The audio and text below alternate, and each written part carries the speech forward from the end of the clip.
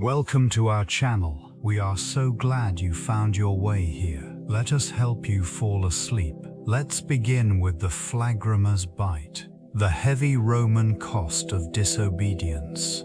Take a slow, deep breath in and release it. Let the noise of today fall away as we step back, not just hours or years, but centuries, into the vast theater of crime and punishment in ancient Rome. If you genuinely like our videos, please hit like and subscribe. An intricate system governed the lives of Roman citizens, instilling a sense of order and adherence to authority.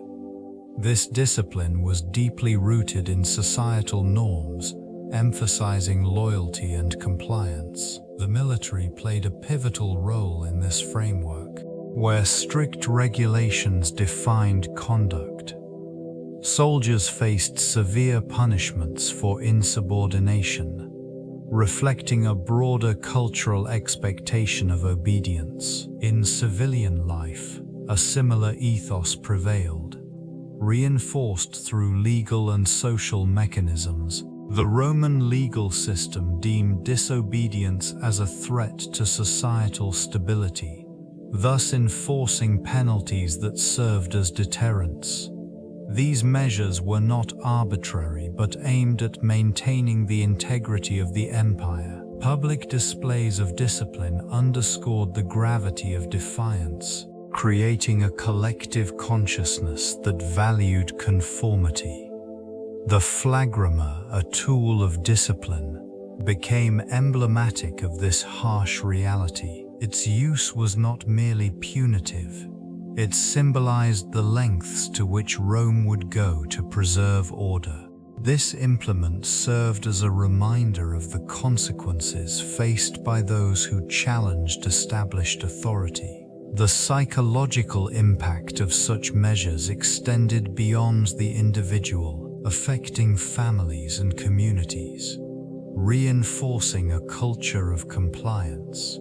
In exploring the depths of Roman discipline, one uncovers the fragile balance between authority and rebellion. Each act of defiance echoed through the ages, leaving indelible marks on the fabric of Roman life. The origins of the Flagrum trace back to ancient practices of punishment, rooted in a society that emphasized order and discipline. Originally designed as a tool for agricultural purposes, it evolved into an implement of control. Crafted from leather thongs, it often featured metal or bone pieces woven into its structure, enhancing its capacity to inflict pain. This transformation reflected the Roman values of authority and subjugation, further entwined with the harsh realities of maintaining power. Used predominantly against slaves and those accused of crimes, the Flagrum served as a deterrent, instilling fear within the populace. Its presence in the urban landscape was a silent reminder of the consequences of disobedience.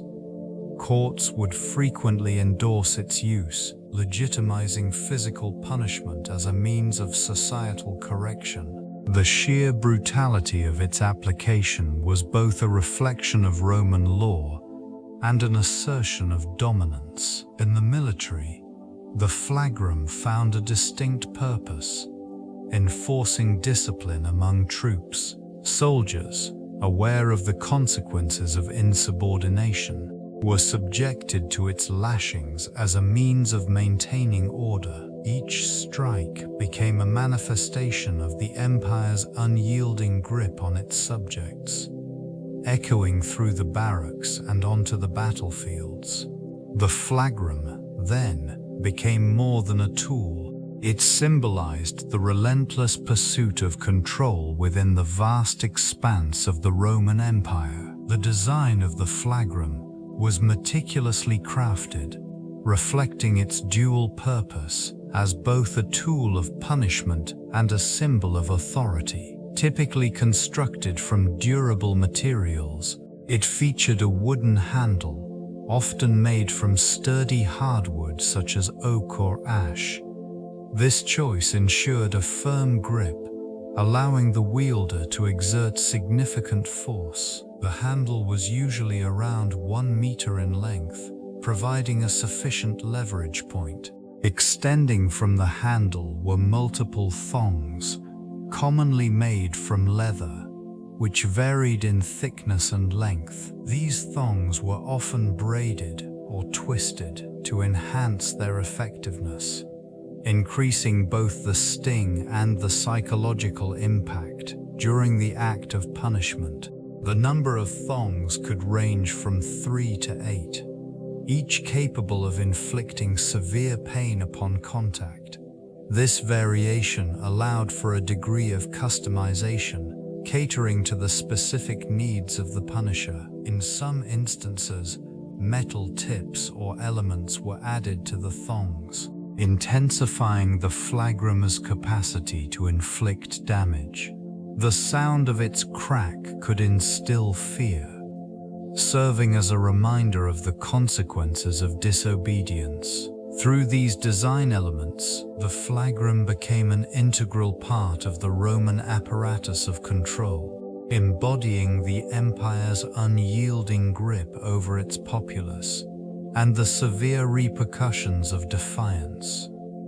The legal framework of ancient Rome provided the foundation for maintaining social order and reinforcing authority. Codified laws governed every aspect of life, from commerce to personal conduct, clearly delineating the boundaries of acceptable behavior. This structure aimed to cultivate a sense of stability in a vast empire where diverse cultures intersected, often resulting in tension and conflict. The consequences for transgressions were unequivocal.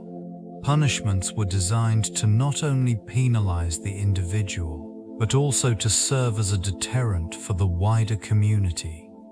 In this context, the flagrum emerged as a tool of enforcement, its physical presence a reminder of the potential repercussions of disobedience. It represented the severity with which authorities addressed infractions, ensuring that the collective adhered to the established norms. This instrument was not merely a means of inflicting pain, it was a psychological mechanism, instilling fear and compliance among the populace. Public spectacles, including trials and executions, further solidified the societal hierarchy and the power dynamics at play. These events served as grim reminders of the consequences of insubordination, reinforcing the legal edicts that underpinned Roman civilization. The interplay between law and social order thus became crucial in sustaining the empire, shaping cultural attitudes towards authority and obedience over centuries. This intricate web of authority extended deep into the fabric of Roman society, where the institution of slavery played a pivotal role. Slaves constituted a significant portion of the populace, their presence felt in households, farms, and bustling urban centers.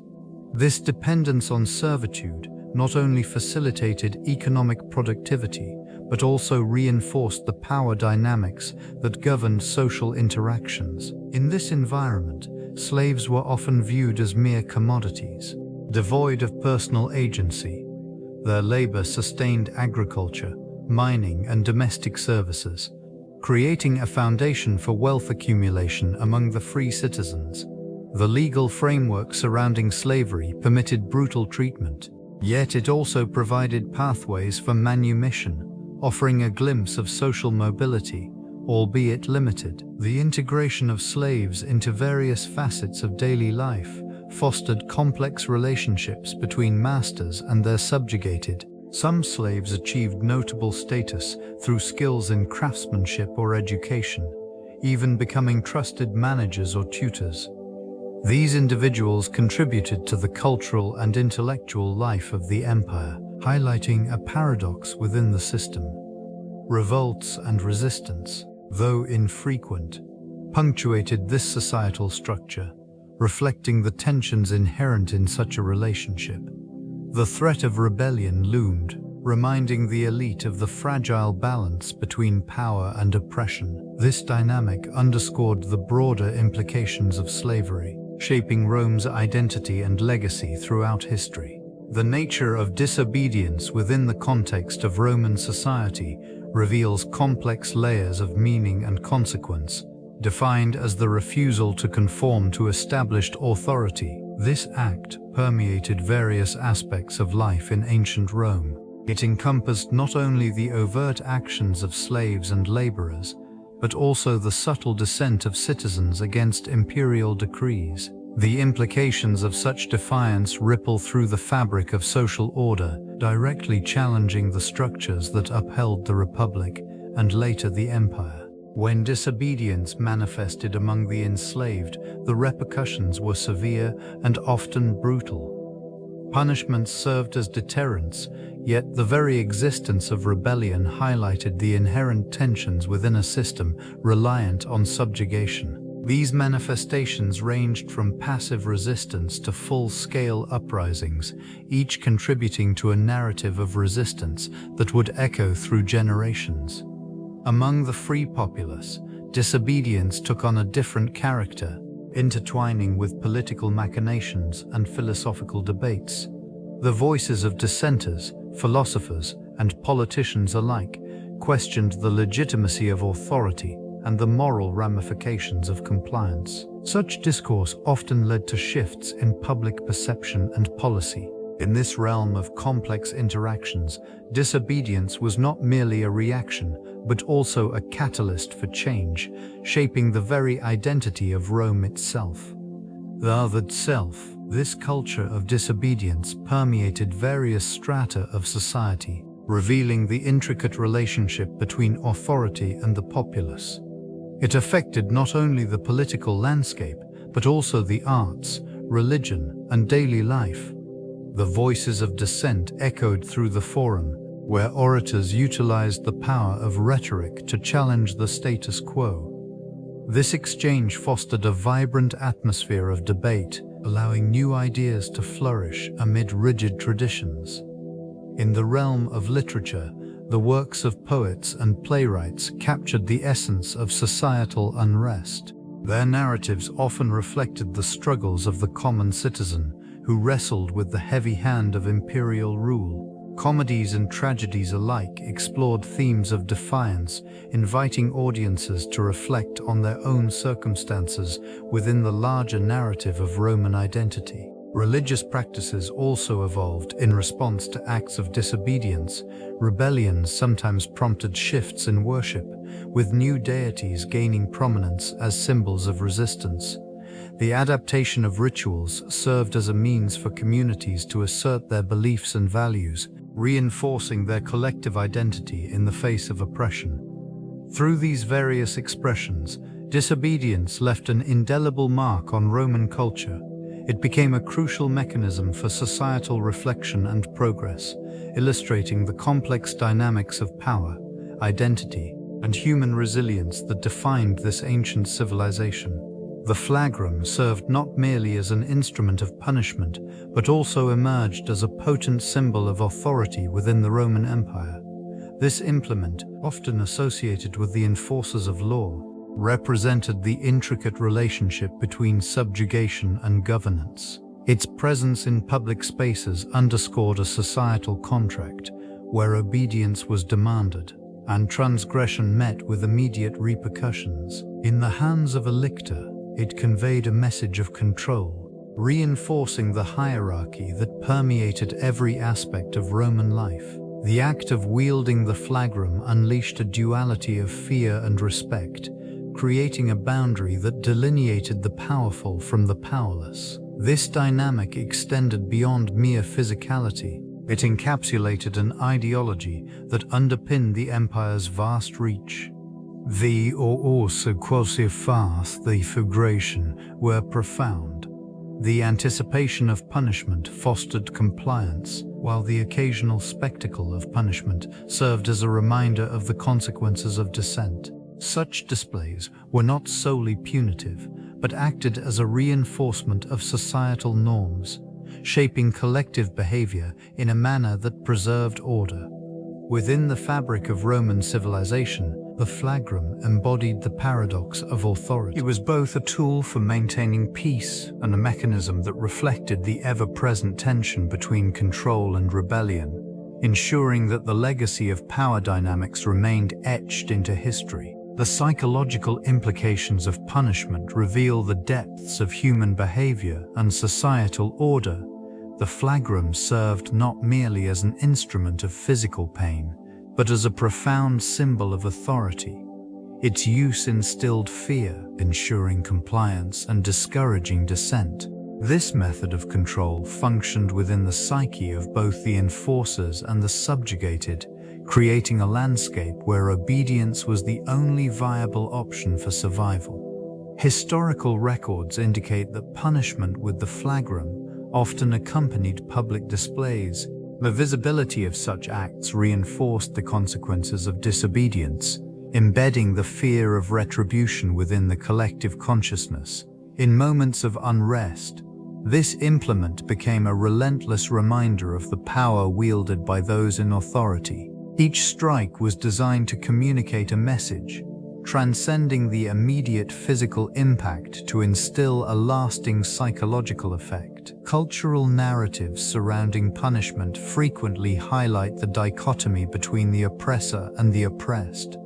In this context, the Flagrum not only served as a means of control, but also as a reflection of societal values, where the preservation of order often outweighed individual suffering.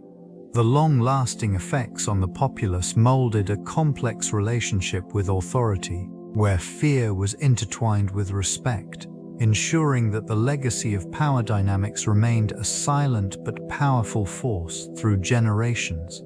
Notable instances of disobedience in ancient Rome illustrate the complexities of this power dynamic. The tumultuous events surrounding the Catiline conspiracy in 63 BCE showcase the depths of discontent. Catiline's attempts to overthrow the Republic revealed the stark divide between the ruling elite and the lower classes. The conspirators' discovery sparked a swift and brutal response, with dissent crushed as swiftly as it arose. This episode not only emphasized the lengths to which the Senate would go to maintain control, but also highlighted the desperation of those who felt marginalized. Across the Tiber, the revolt of Spartacus in 73 BCE stands as another significant case. This gladiatorial uprising challenged the very foundations of Roman society. The initial successes of Spartacus and his followers disrupted the status quo, forcing Rome to mobilize considerable resources to restore order. The ensuing conflict, marked by fierce battles and shifting allegiances, illustrated the fragility of authority when faced with collective resistance. In subsequent years, the Pisonian conspiracy in 65 CE further exemplified the perilous nature of dissent. The planned assassination of Emperor Nero by a group of disaffected aristocrats epitomized the risks undertaken in the pursuit of power. The swift and ruthless suppression of this plot underscored the ever-present tension between ambition and the dire consequences of rebellion within the Roman framework. The process of punishment within this framework was both systematic and chilling. Disobedience, no matter how minor, could trigger a cascade of brutal repercussions. Accusations often led to swift trials, with the outcomes predetermined by the political climate. Those found guilty faced immediate apprehension, their fates sealed by the wills of their superiors. The Flagrum, a whip composed of leather thongs and sharp pieces of bone or metal, served as the primary instrument of discipline. Each strike delivered by this tool was not simply a punishment. It was a calculated act meant to instill fear throughout the ranks. This region, where loyalty was paramount, remained starkly aware of the consequences that followed insubordination. In its use, the Flagrum transcended mere physical pain, becoming a symbol of the state's authority and a reminder of the fragility of one's position within the vast Roman Empire. Victims of such punishment often bore the marks long after the initial blows. Their scars are testament to the cost of dissent. While some might have hoped to escape retribution through cunning or connection, history revealed that the shadow of the flagrum loomed large. The collective memory of these events served to reinforce the social order, ensuring compliance and loyalty within the ranks, shaping the psyche of the empire for generations. Gender dynamics within the Roman Empire played a significant role in the application of the flagrum as a tool of discipline. This instrument, designed for punishment, was wielded with a stark disparity between men and women. In this region, the use of the flagrum on men often served as a demonstration of authority, reinforcing masculine ideals of strength and resilience. Punishments were public, intended to maintain order and deter disobedience, reflecting the expectation that men would endure such trials without falter.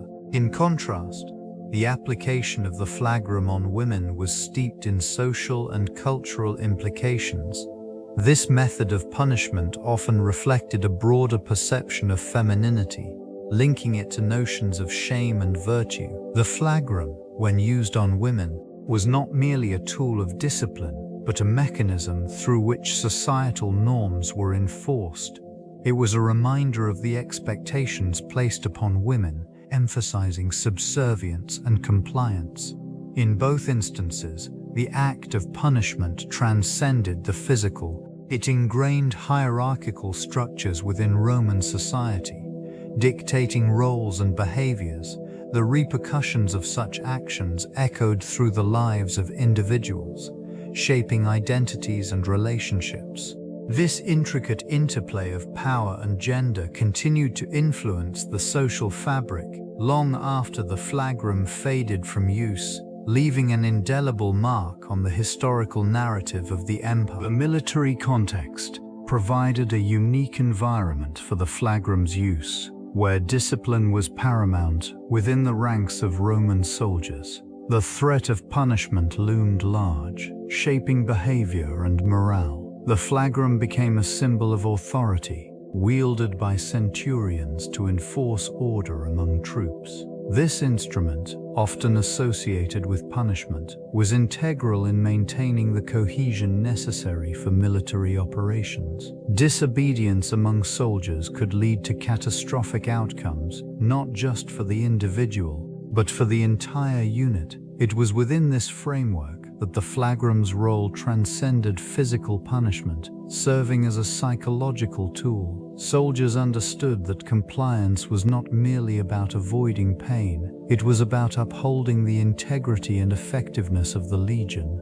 The use of the flagrum also reflected the broader societal norms regarding obedience and hierarchy. Training camps, where recruits were subjected to rigorous discipline, showcased the expectation of unwavering loyalty. Each lash served as a reminder of the consequences of defiance, embedding obedience deep within the military ethos. In this environment, the flagrum was not simply a tool of punishment, but a means to forge a sense of unity and purpose among soldiers. The echoes of its use resonate through history, revealing the complexities of military life in ancient Rome. This duality of punishment and discipline underscores the intricate relationship between authority and obedience within the empire's military structure. The flagrum served as a pivotal instrument within the context of gladiatorial games, embodying both control and spectacle. Utilized extensively by trainers and overseers, this whip was not merely a tool of punishment, it represented a harsh form of motivation, reinforcing the hierarchy that governed the arena. Its presence signaled a stark reminder of the consequences of failure or disobedience, ensuring that each gladiator understood the high stakes of their brutal engagements. In the heat of the arena, the flagrum's bite could ignite a fierce determination within fighters, compelling them to perform with heightened intensity. Pain inflicted by the whip often became intertwined with the pursuit of glory, blurring the lines between torment and triumph. Gladiators who endured such discipline were revered not only for their combat skills, but also for their resilience in the face of adversity. This dynamic fostered a complex relationship between the gladiators and their trainers. While the whip instilled fear, it simultaneously inspired a sense of camaraderie among those who endured the trials together. This environment of relentless training and brutal discipline, the Flagrum's bite, manifests through the physical consequences of punishment, leaving indelible marks on those subjected to its use. This instrument of discipline, composed of leather thongs embedded with metal or bone, served as a tool of obedience. Each stroke, intended to instill fear and compliance, resulted in lacerations that marred the skin, often leading to infections that further weakened the individual. The scars left behind served as a constant reminder of authority and the cost of defiance. In this bleak atmosphere, the psychological ramifications were equally profound. The threat of the Flagrum loomed over every soldier and slave, instilling a climate of anxiety where loyalty was demanded through pain. Injuries sustained from its use were not merely physical, they became symbols of subjugation, binding the individual to the will of their superiors. This cycle of punishment reinforced the hierarchy prevalent in Roman society, ensuring that dissent was quelled before it could take root. Long-term effects of such corporal punishment often hindered physical capabilities. Those subjected to repeated lashings frequently faced chronic pain, limiting their productivity and contributing to a cycle of punishment and suffering. Many were unable to recover fully, leaving them vulnerable to further mistreatment, as the brutal legacy of the Flagrum continued to echo through the lives of those it touched. The emotional toll inflicted by punishment often extended far beyond the physical scars. Those subjected to the Flagrum experienced profound psychological effects, manifesting in various ways. Fear became a constant companion, an unyielding shadow that loomed over daily life, influencing choices and actions. Trust in others eroded, replaced by a pervasive sense of betrayal that left individuals isolated in their suffering. The atmosphere of oppressive authority permeated their existence, stifling any semblance of hope. Some adapted by numbing their emotions, erecting walls to shield themselves from further pain, while others found themselves trapped in cycles of despair. Memories of violence lingered, haunting the quiet moments and transforming once vibrant spirits into husks of their former selves. Communities fractured under the weight of collective trauma. Bonds that once united individuals became strained as fear bred suspicion. Conversations turned cautious, with words weighed heavily, each utterance potentially leading to further repercussions. The scars of the Flagrum transcended physicality, embedding themselves in the cultural psyche. Despite the harsh realities, resilience emerged. Individuals sought solace in shared experiences,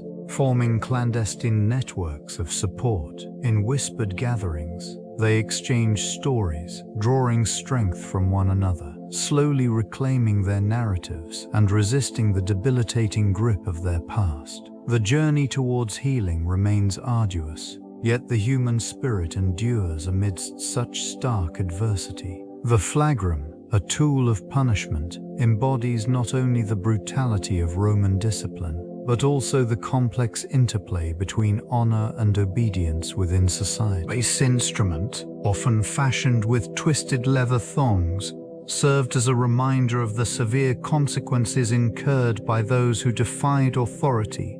In a civilization deeply rooted in hierarchical structure, maintaining honor was paramount. The repercussions of disobedience extended beyond personal suffering, affecting familial reputation and societal standing. Punishment by the Flagrum was not merely a physical act, it signified a moral failing in the eyes of peers. To be subjected to its bite was to be stripped of dignity and honor, a fate worse than physical pain.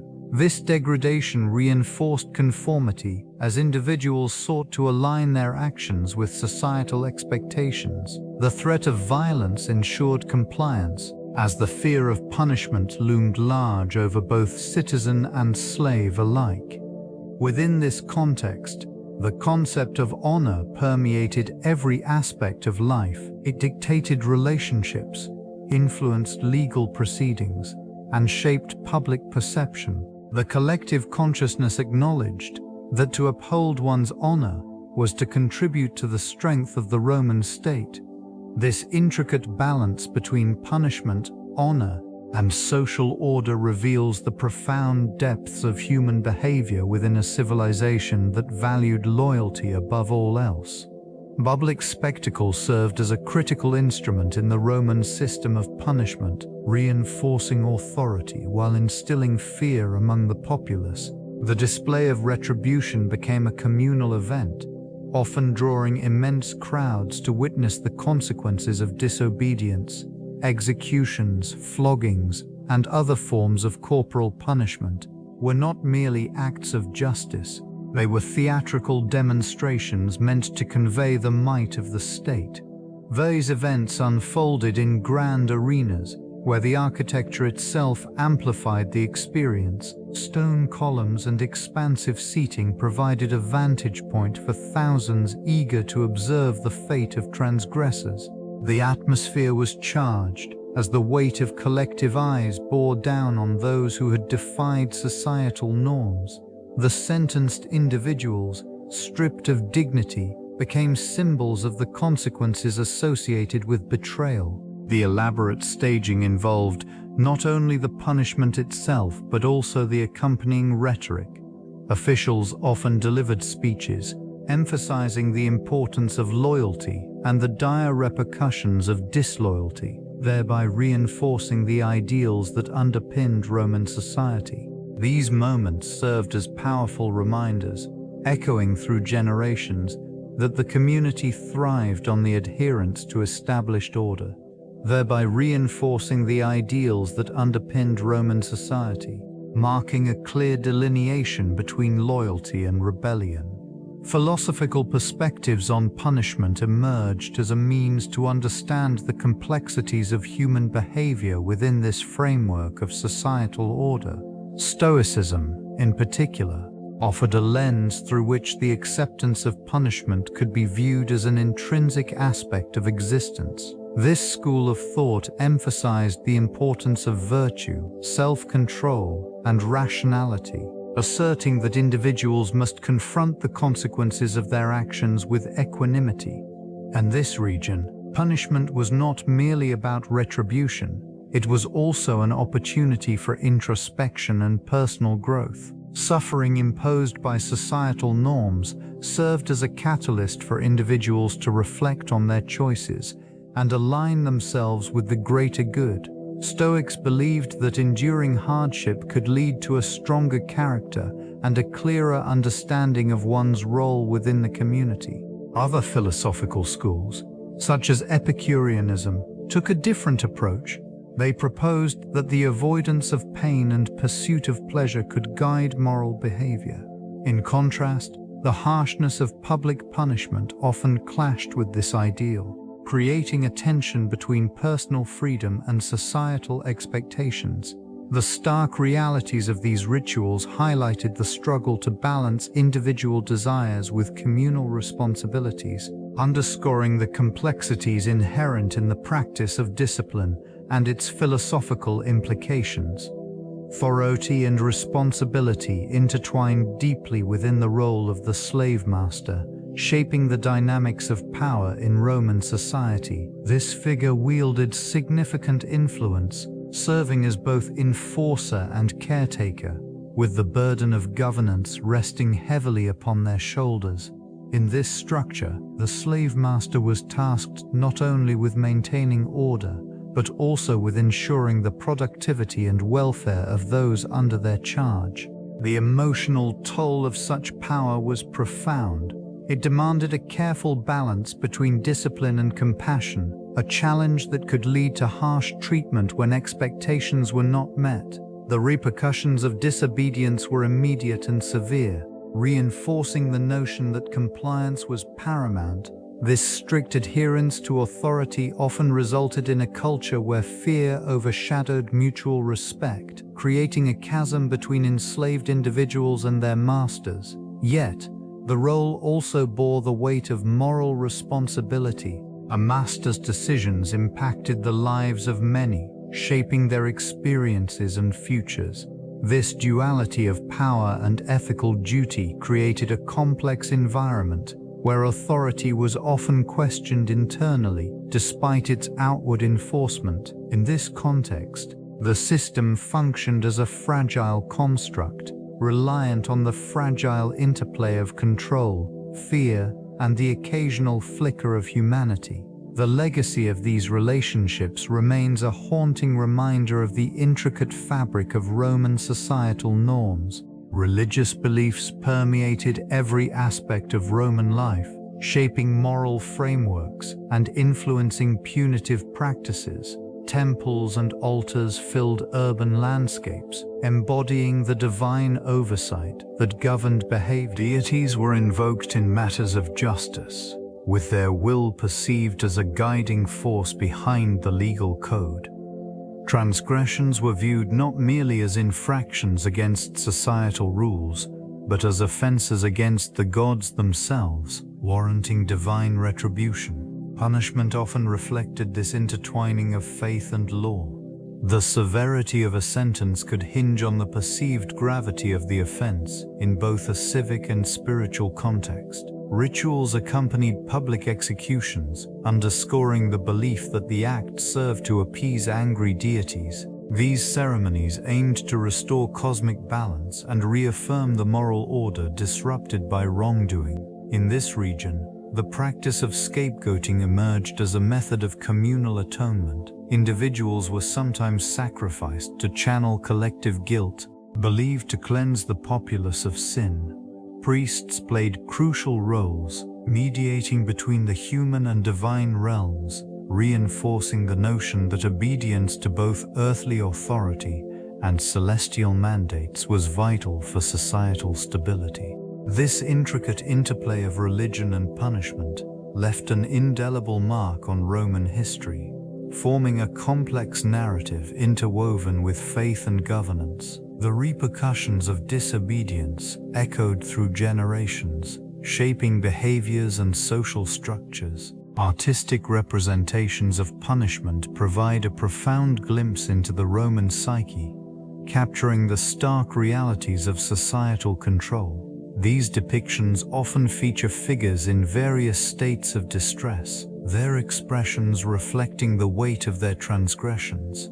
The use of stark contrasts in lighting accentuates the severity of their fates, while the choice of vivid colors serves to evoke a visceral response from the viewer. Sculptures, frescoes, and mosaics were common mediums through which these narratives were conveyed. In particular, the visceral portrayal of flagellation underscores the brutality associated with disobedience. These works often depict the moments leading up to punishment, emphasizing the tension and despair experienced by the subjects. The physicality of the scenes communicates a chilling reminder of the power dynamics at play. In addition to visual art, literature of the era recounts tales of punishment, weaving together themes of morality and justice. Such narratives often highlight how the consequences of transgression were not merely personal, but served as cautionary tales for the broader community. This cultural fixation on the aesthetics of pain reveals an underlying philosophy. It was believed that public displays of punishment reinforced societal norms and deterred future disobedience. Through these artistic expressions, the enduring legacy of Roman disciplinary practices continues to inform our understanding of authority and compliance. The flagrum, a whip composed of multiple leather thongs, symbolized not only punishment, but also the intricate social hierarchies present within Roman society. Its use was often dictated by class, highlighting a stark disparity in the experiences of different social groups. The elite wielded this instrument as a tool of control, while the lower classes endured its sting with little recourse. In public spectacles, the flagrum served as a reminder of the power dynamics at play, where the privileged could enforce their will through violence. It was not merely an object of pain, but a representation of dominance, reinforcing the belief that the lower classes were inherently inferior and deserving of subjugation. The act of punishment was meticulously orchestrated, designed to demonstrate authority while simultaneously instilling fear among the masses. This region's architecture, adorned with frescoes depicting these acts, further solidified the role of the flagrum within societal norms.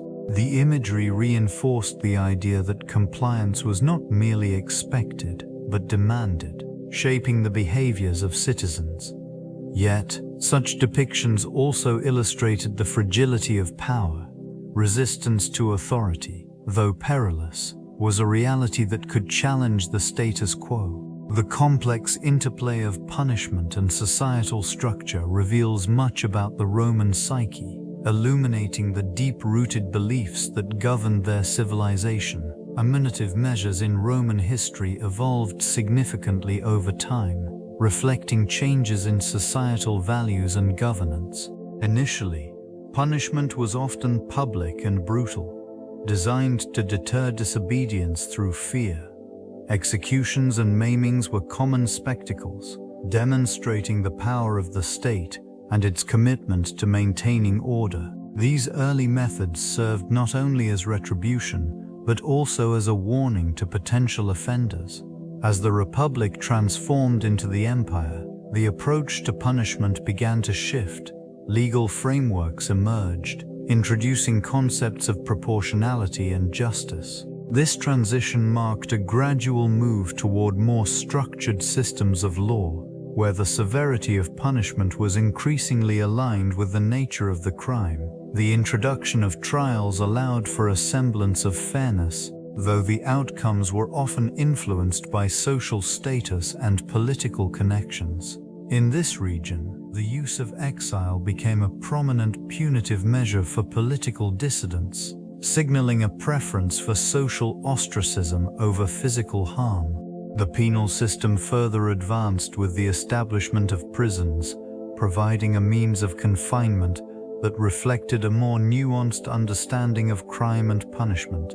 Despite these developments, the shadow of harsh retribution lingered, demonstrating the tension between evolving legal standards and the enduring legacy of fear as a tool of control within Roman society. The legal framework surrounding punishment in Rome was complex and multifaceted, reflecting the society's intricate relationship with authority. Regulations were codified in various statutes, defining specific penalties for a range of offenses. These laws served not only to deter crime, but also to reinforce the social hierarchy underpinning Roman life. The severity of punishment often depended on the social status of both the accused and the accuser, with the elite enjoying certain protections that were inaccessible to lower classes. Fines, exile, and corporal punishment formed the foundation of the punitive system, with the infamous flagrum standing as a symbol of physical discipline. This instrument, designed for inflicting pain, was employed as a method of correction, reinforcing obedience through fear. The visibility of such punishments was intentional, a means of ensuring that the populace remained acutely aware of the consequences of disobedience. Judicial proceedings were overseen by magistrates, whose interpretations of the law could significantly influence outcomes. Trials were often public spectacles, drawing crowds and emphasizing the communal nature of justice. While the legal system provided a semblance of order, it was permeated by corruption and power dynamics, which could sway the scales of justice. The Senate held significant authority in shaping the punitive measures that governed Roman society. This institution, composed of patricians and influential figures, served as the backbone of political power, often intertwining with the legal framework. Their decisions were not merely administrative, they embodied the essence of Roman governance, reflecting societal values and expectations. Each decree carried weight, translating into laws that dictated the consequences of disobedience. In this context, the Senate frequently exercised its influence to endorse measures that upheld public order. The implementation of these punitive measures often functioned as a deterrent against dissent.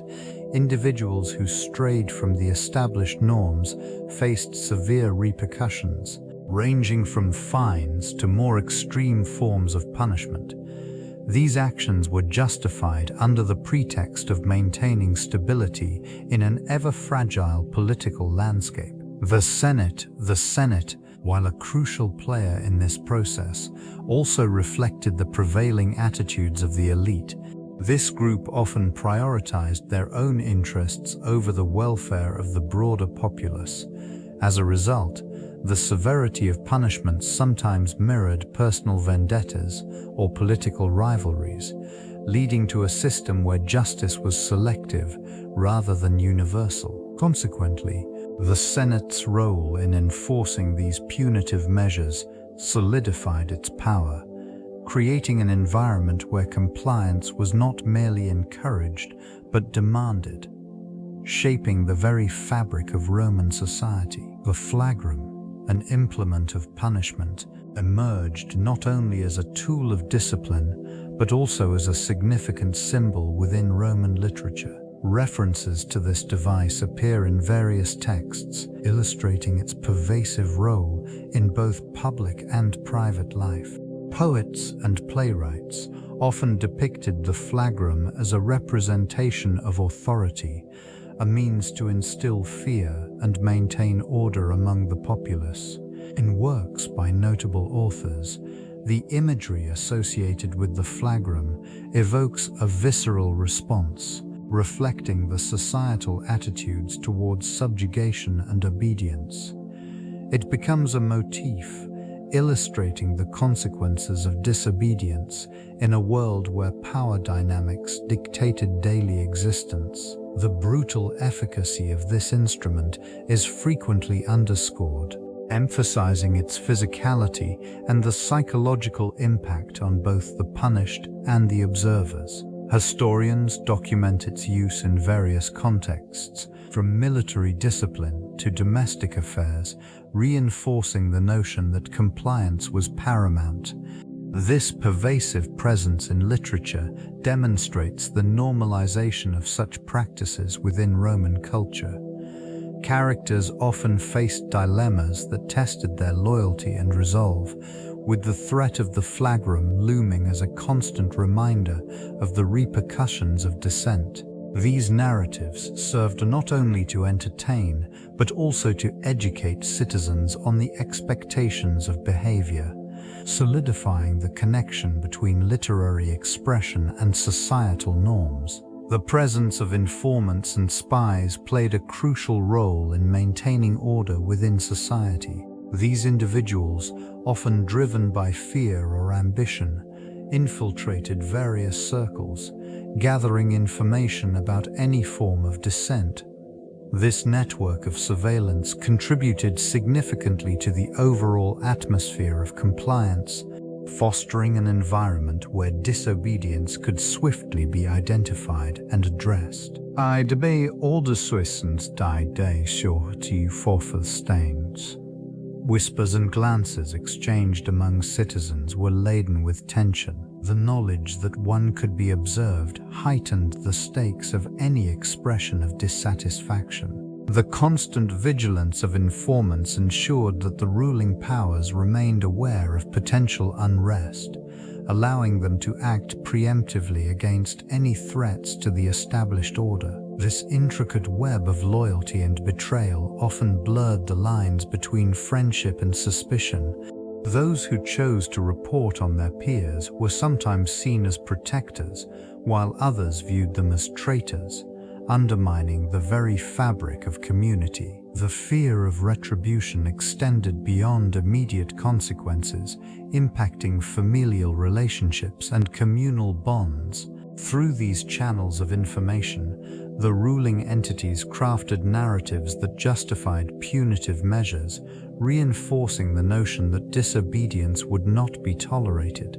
The interplay between informants and the populace created a pervasive atmosphere of caution, ensuring that the lessons of loyalty and obedience remained etched in the collective consciousness. The motivations behind using the flagrum reveal a complex interplay of power dynamics and psychological factors. It served not merely as a tool for punishment, but as a mechanism of control. The person wielding it often operated under the weight of societal expectations, tasked with maintaining order through fear. This responsibility could lead to a sense of justification in their actions, believing that obedience was essential for the greater good of the state.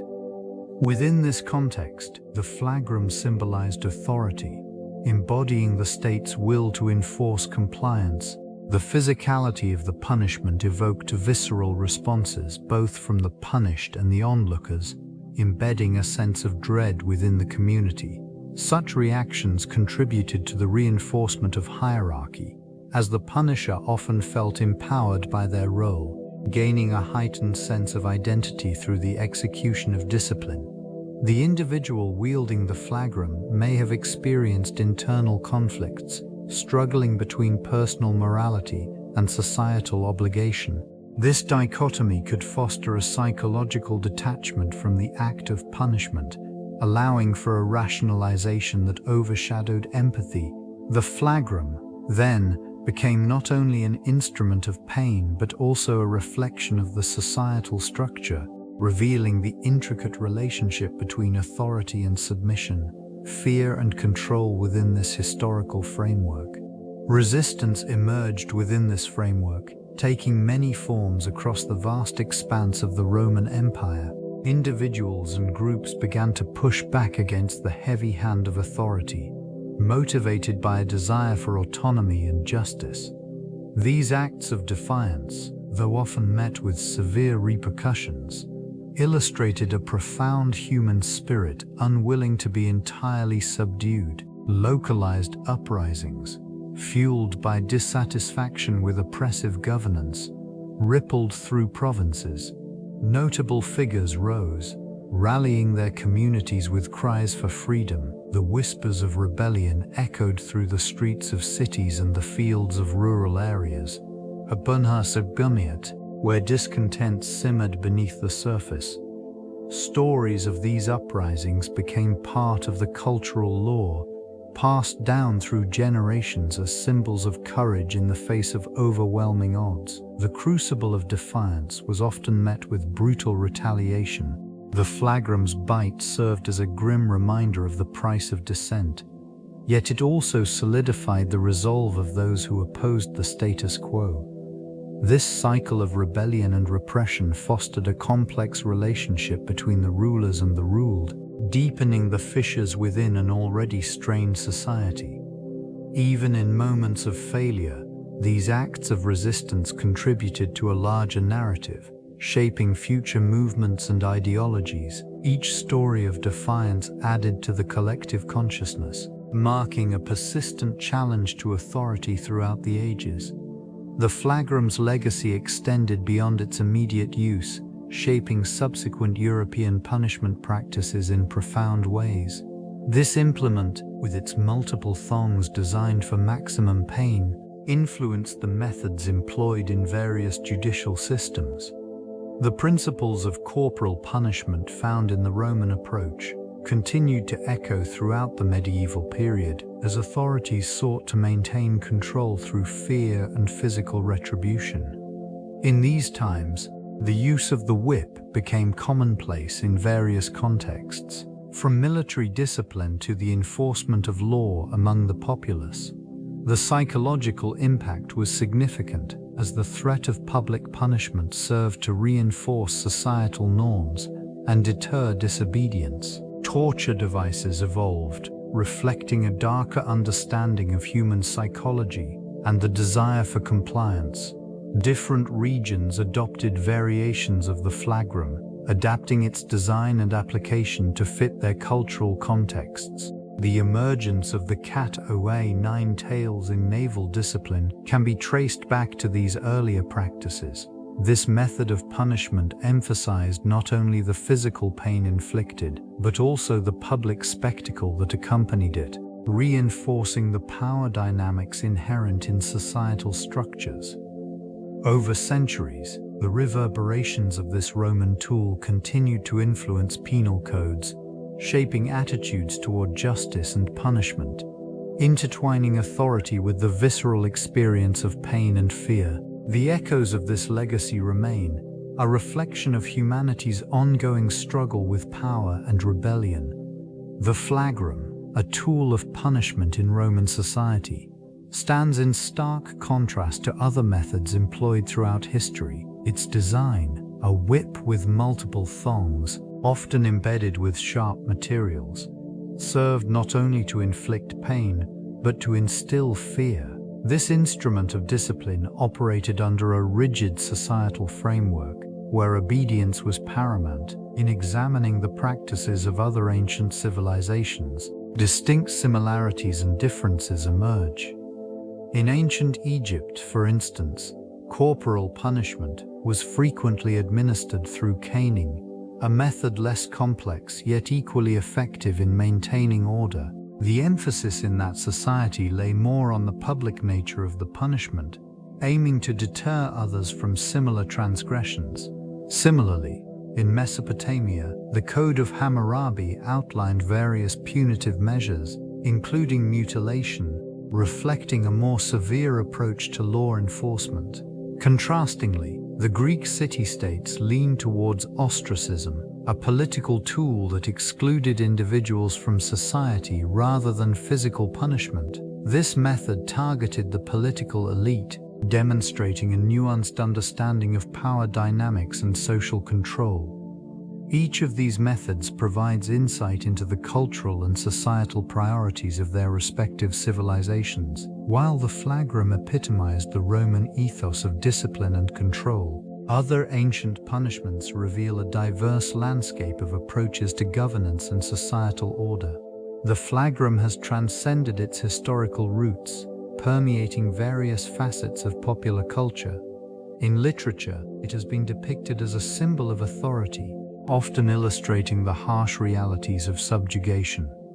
This weapon's presence in narratives serves to emphasize themes of power dynamics and resistance, reflecting the human experience throughout the ages. Its portrayal invites contemplation on the nature of obedience and rebellion, resonating with audiences on multiple levels. Voices that Yortuins miles opinios on the nature of obedience and rebellion, resonating with audiences on multiple levels. Visual media further amplifies the flagrum's significance, frequently appearing in films and television shows set in ancient settings. These representations often evoke visceral reactions, encapsulating the brutality of Roman punishment, while simultaneously allowing for a modern reinterpretation of ancient conflicts. Such depictions often simplify complex historical realities, yet they succeed in sparking interest in the nuances of Roman life and governance. In video games, the flagrum is sometimes utilized as a tool for players, representing authority and discipline within the context of gameplay.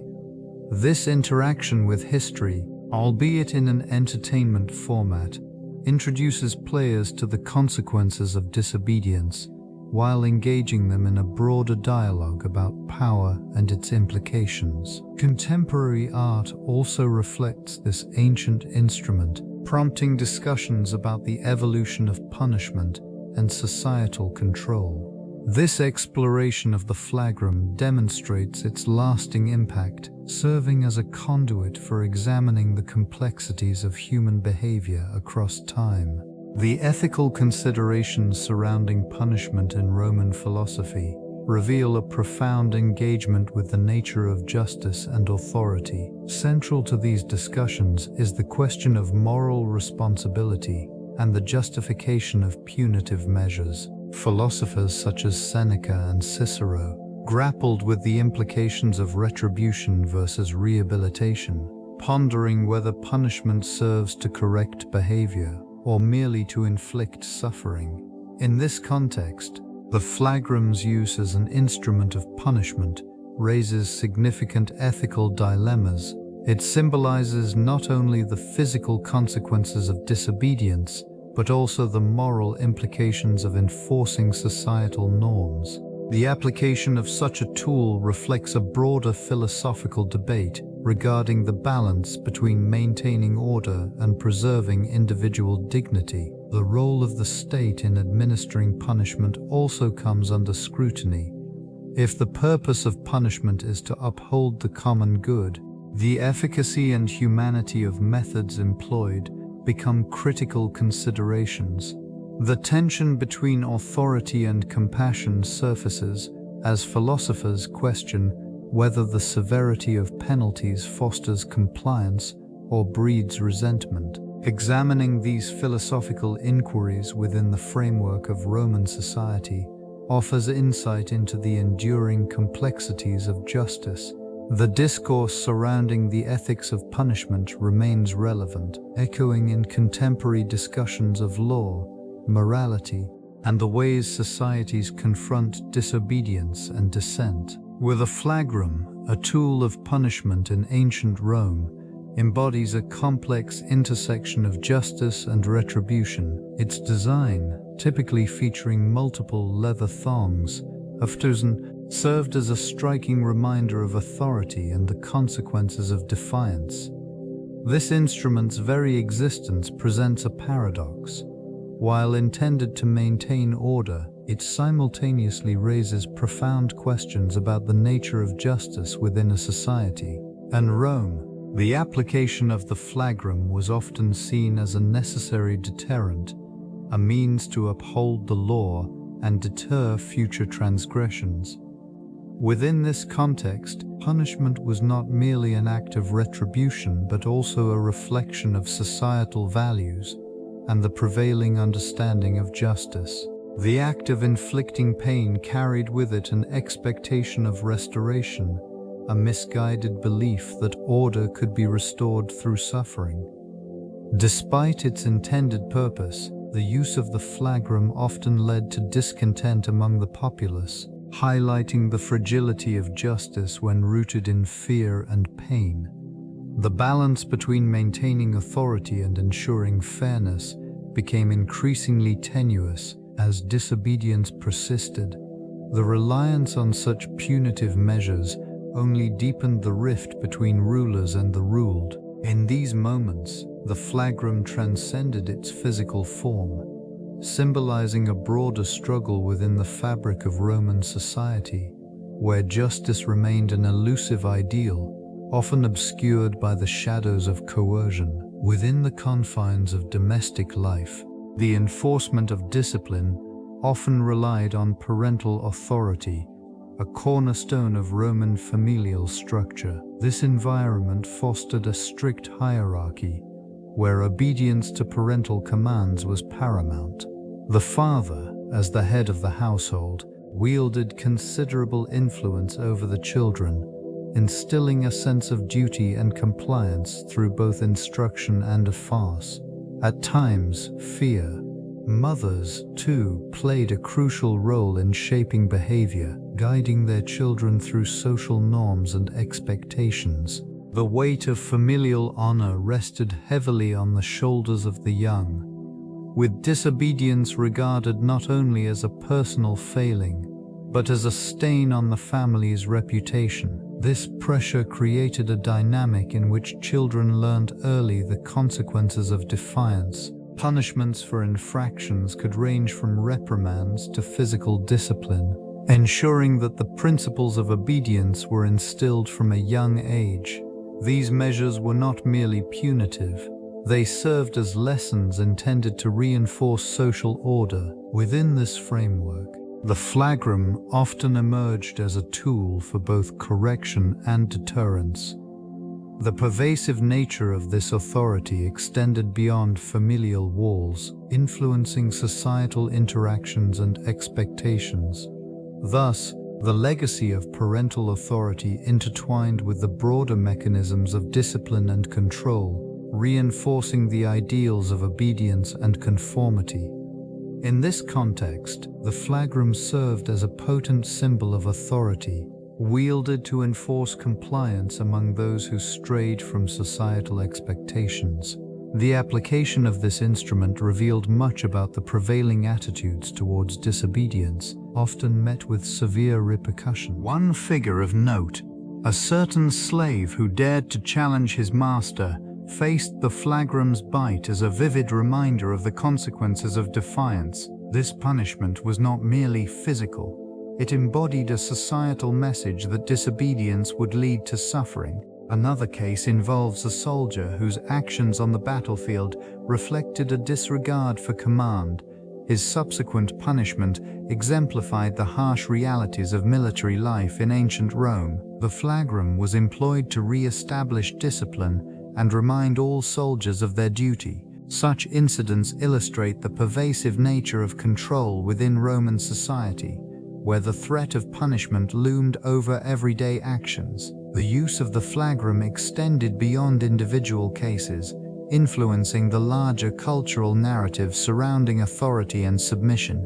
The echoes of these punitive measures reverberated through the ages, shaping the understanding of obedience in various contexts.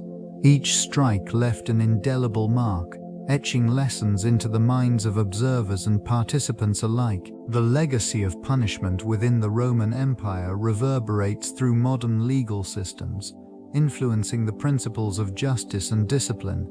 This historical context shaped the foundation of legal frameworks, embedding ideas of deterrence and retribution deeply into societal norms. The codification of laws established by Roman authorities created a precedent for structured legal processes, ensuring that punishment was both systematic and predictable. Legal scholars today still reference the Roman approach to punishment when discussing the balance between societal order and individual rights.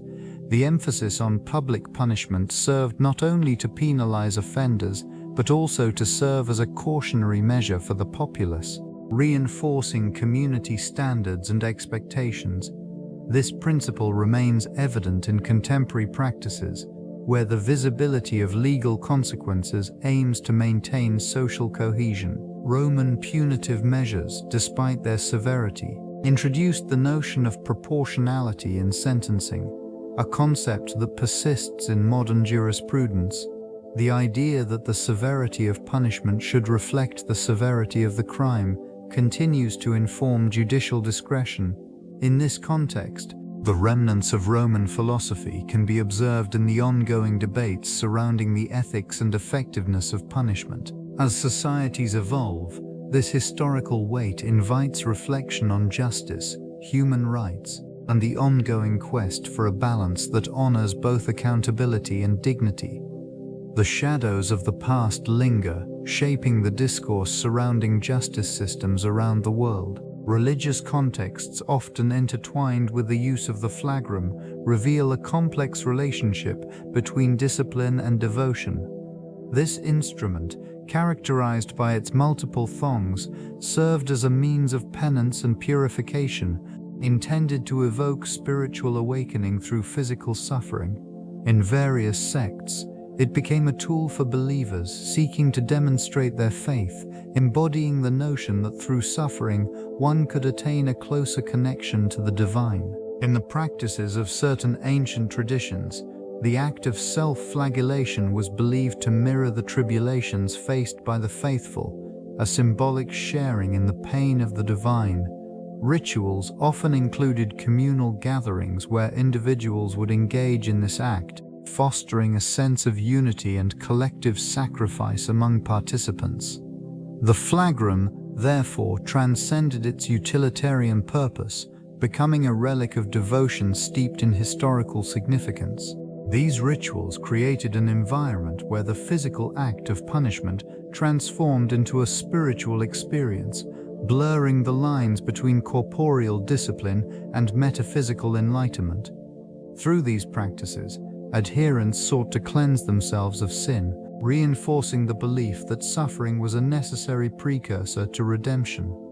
In this region of religious fervor, the Flagrum's legacy remains a testament to the intricate interplay between belief, discipline, and the quest for spiritual fulfillment, echoing through the annals of history.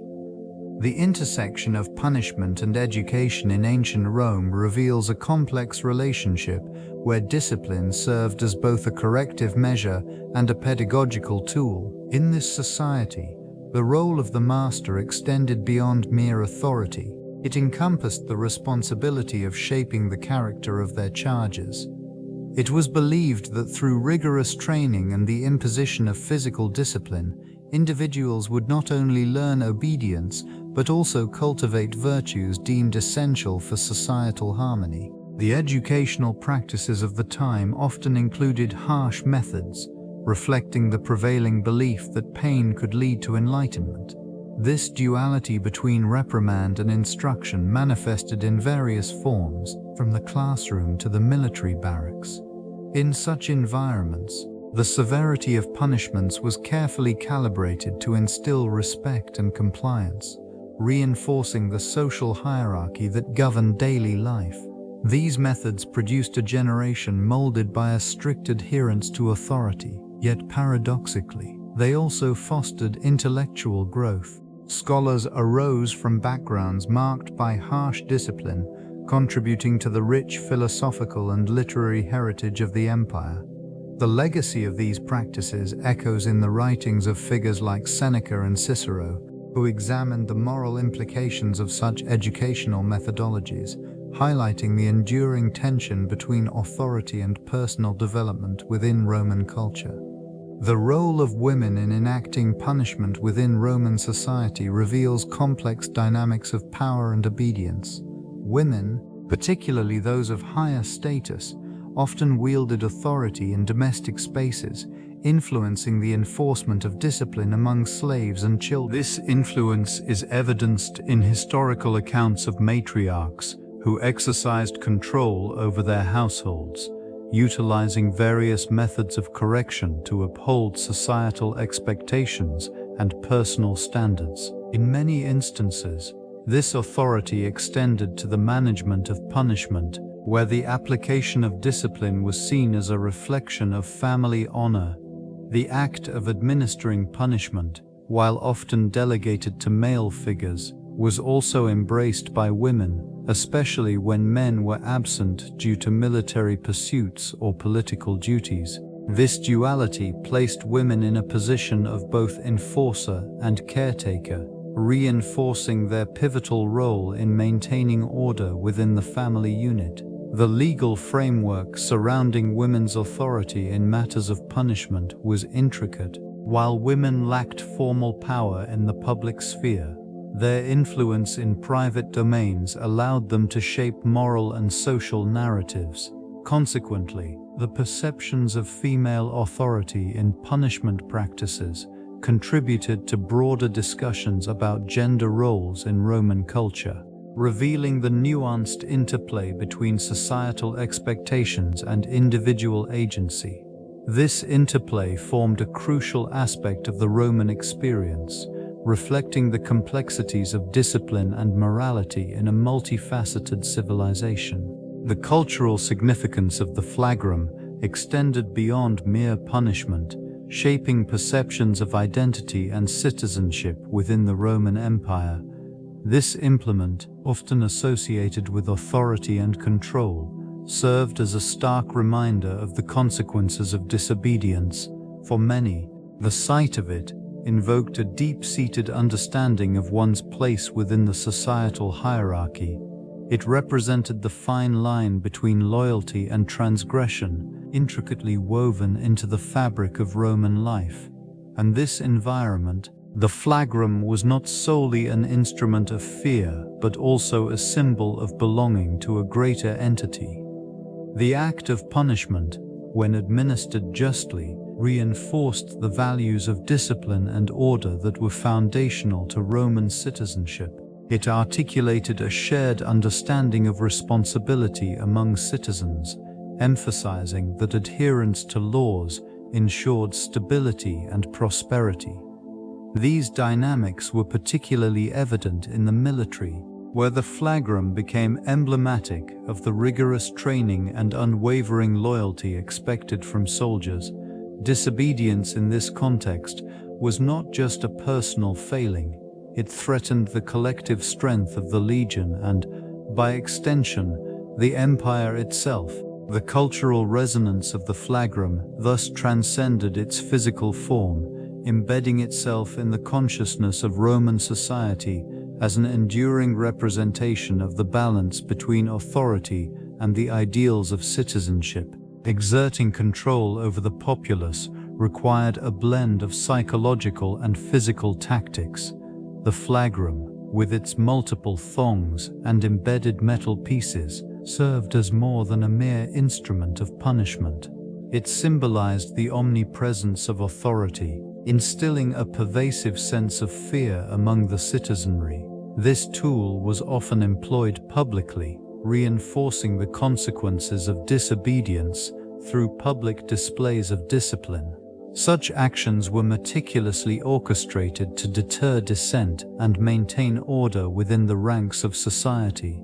Strategically, the use of the flagrum was not limited to outright punishment. It functioned as a psychological weapon, with the mere sight of it evoking compliance among those who might challenge the status quo. In this context, the flagrum became synonymous with the enforcement of societal norms, asserting the dominance of the ruling class over the subordinate. Ritualistic elements often accompanied its use, transforming punishment into a spectacle intended to reinforce the idea of collective responsibility for upholding societal harmony. The flagrum's deployment extended beyond individual punishment. It served as a reminder of the broader implications of rebellion against the established order.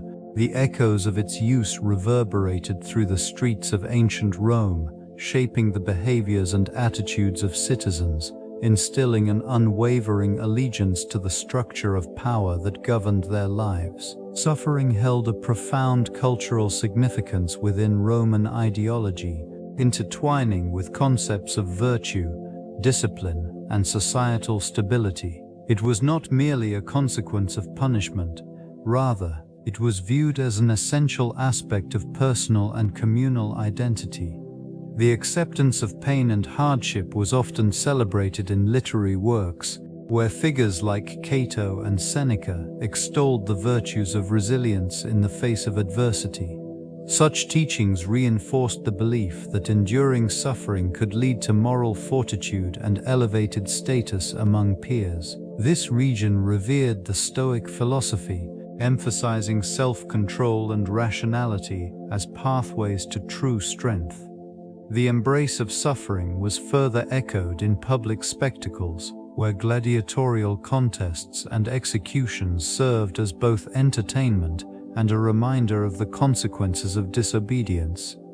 Through these displays, citizens witnessed the stark reality of mortality and the collective responsibility to uphold societal norms. Religious practices also played a role in shaping perceptions of suffering. Rituals often involved sacrifices, symbolizing the need for purification through pain and the maintenance of favor from the gods. This connection between suffering and spirituality deepened the cultural narrative, creating a framework where hardship was not only inevitable but integral to the fabric of Roman life. Such ideologies perpetuated a cycle of fear and reverence, binding the populace closely to the structures of authority that dictated their existence. The flagrum served as both a tool and a symbol within the ritualistic framework of punishment. This instrument, typically composed of multiple leather thongs, was not merely an implement of discipline, but also an emblem of control wielded by the ruling class. Ceremonies surrounding its use were steeped in tradition, often invoking the collective memory of the populace, reinforcing obedience through shared experience and cultural narratives.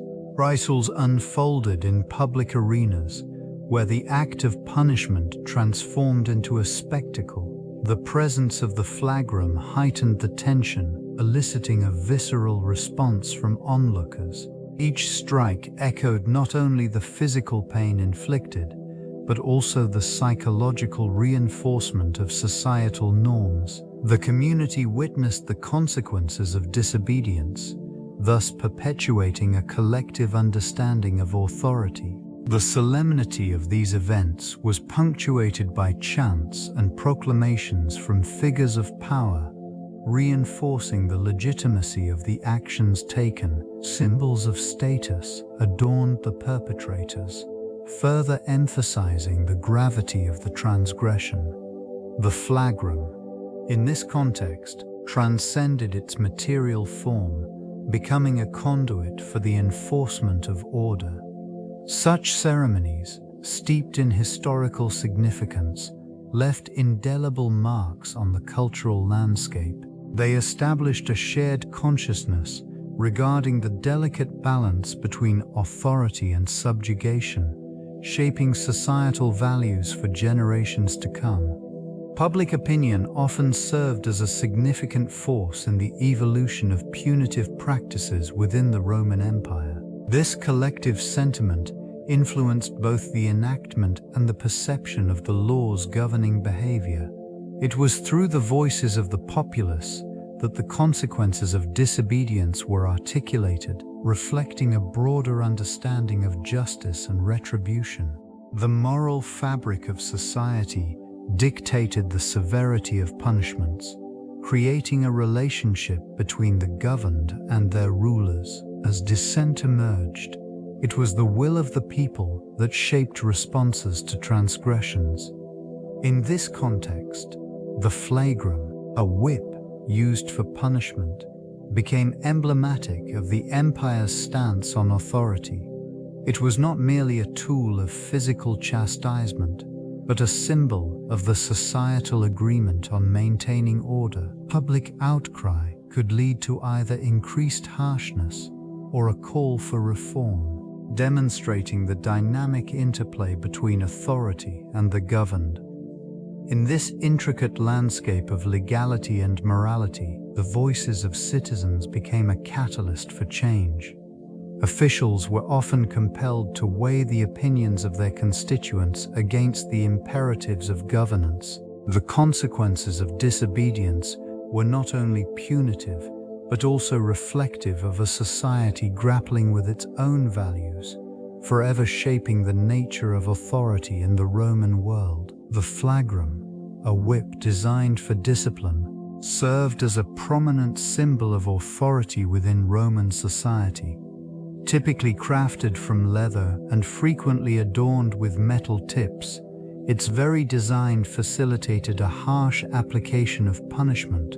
This instrument not only enforced compliance, but also raised questions about the boundaries of cruelty in governance.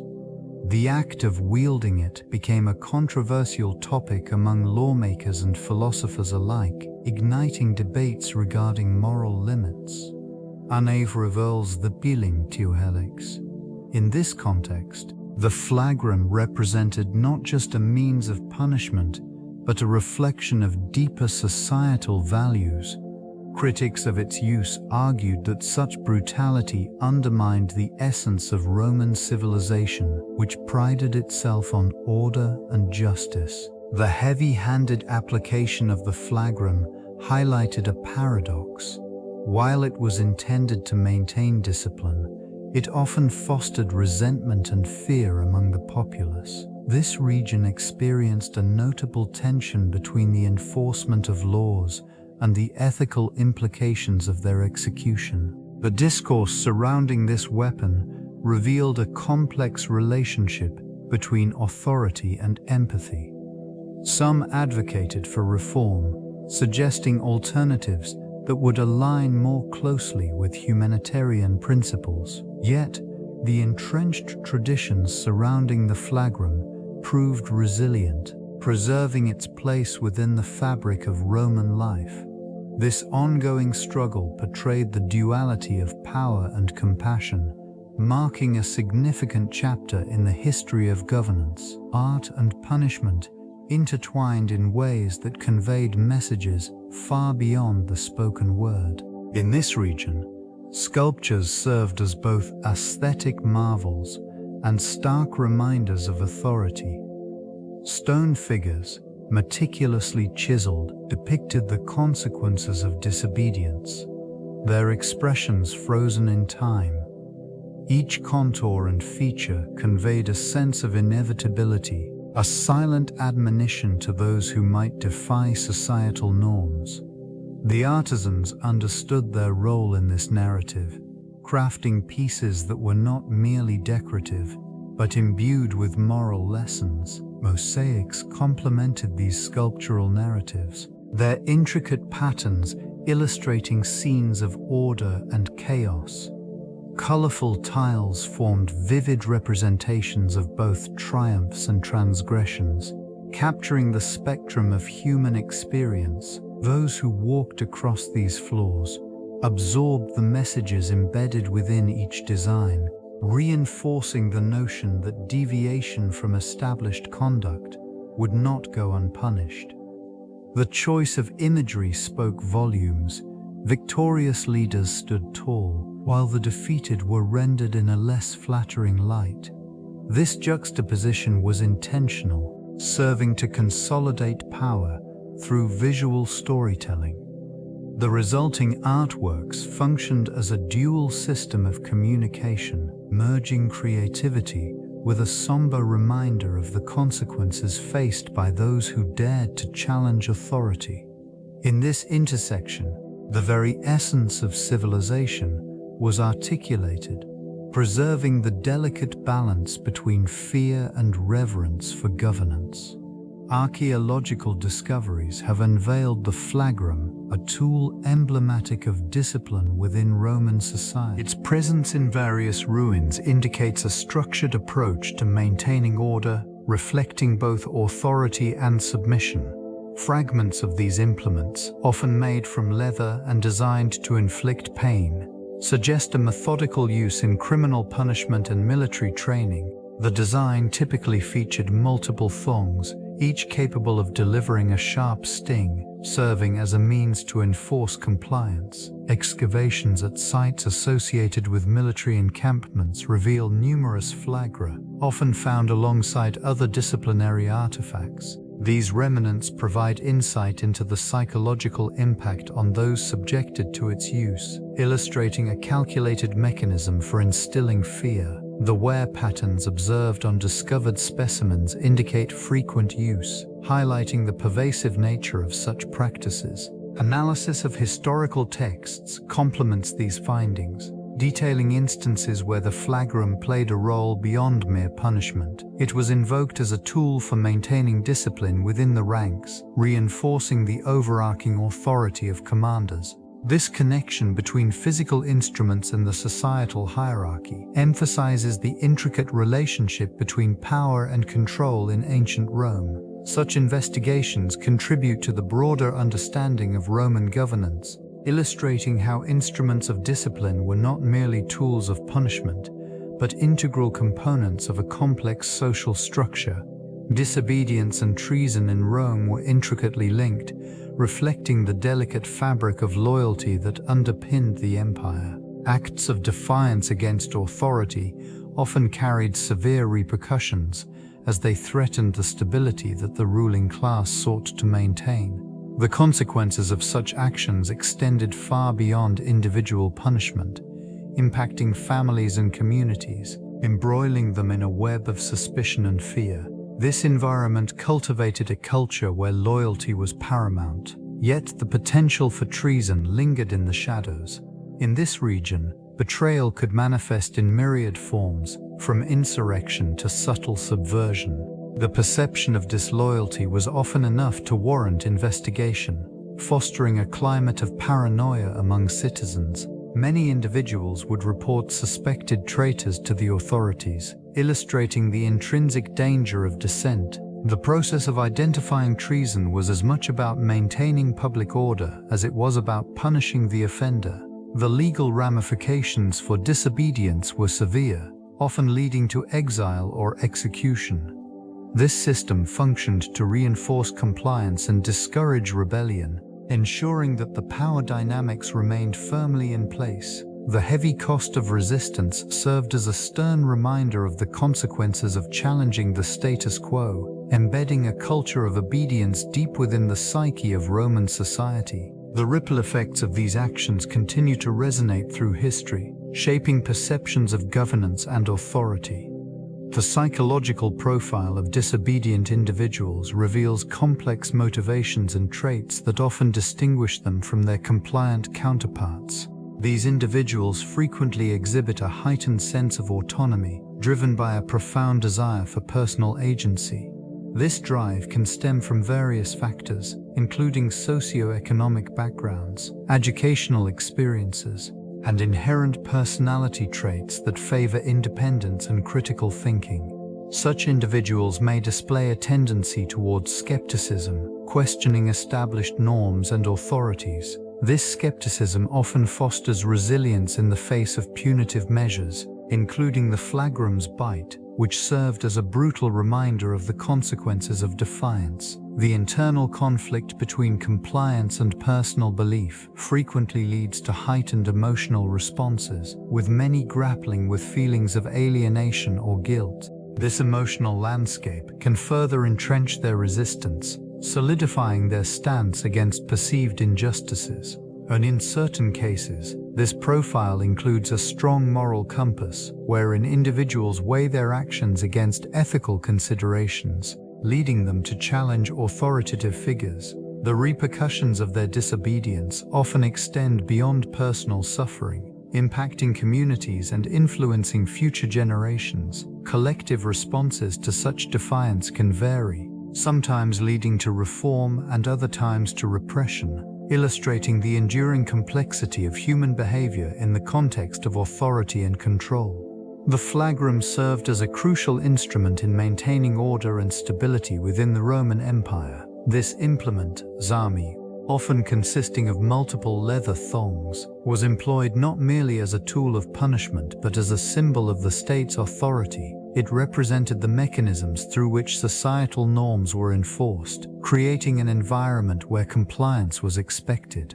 In the hands of officials, it instilled a pervasive sense of fear among the populace. The mere threat of the Flagrum's bite could deter acts of rebellion and dissent. This chilling effect was particularly evident during periods of unrest, where swift and decisive action was deemed necessary to restore harmony. The sight of an executioner wielding this implement was enough to quell potential insurrections, reinforcing the belief that the state's power was unassailable. Punishments administered with the Flagrum were often public spectacles, serving dual purposes. They reinforced the consequence of disobedience, while simultaneously acting as a cautionary tale to others. The physical scars left by this device bore witness to the harsh reality of dissent, shaping collective attitudes toward authority. This interrelationship between punishment and compliance underscores the complexities inherent in governance. The Flagrum thus became an enduring tool, reflecting both the fragility and resilience of societal structures within the Roman world. This instrument of punishment transcended its initial purpose,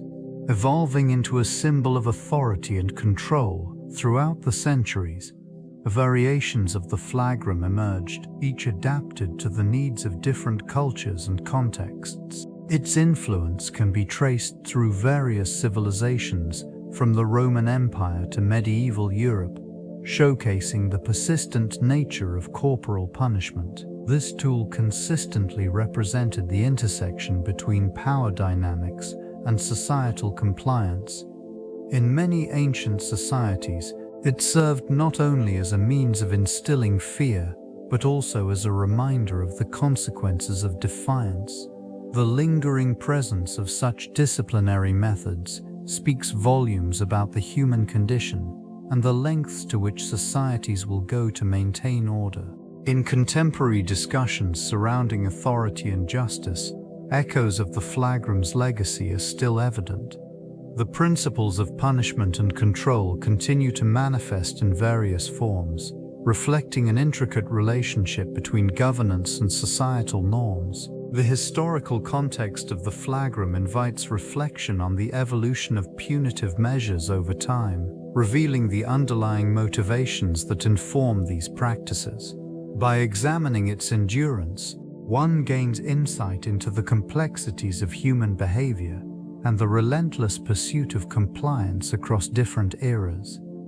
This narrative weaves through the corridors of time, illustrating a profound connection between authority, fear, and societal stability. This landscape reflects the intricate balance of power and control that defined the Roman Empire.